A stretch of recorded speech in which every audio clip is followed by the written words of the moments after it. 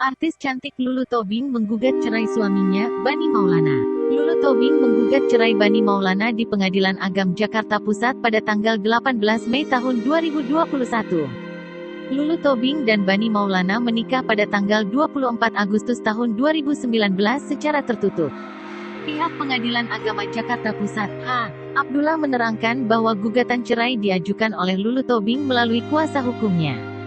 Pendaftaran tersebut itu sudah dipanggil untuk hadir sidang di Pengadilan Agama Jakarta Pusat, terang Abdullah seperti dikutip tribunnewsbogor.com grup Tribun Lampung dari akun YouTube KH Infotainment. Abdullah mengatakan Lulu Tobing menggugat cerai Bani Maulana karena rumah tangga yang tidak harmonis.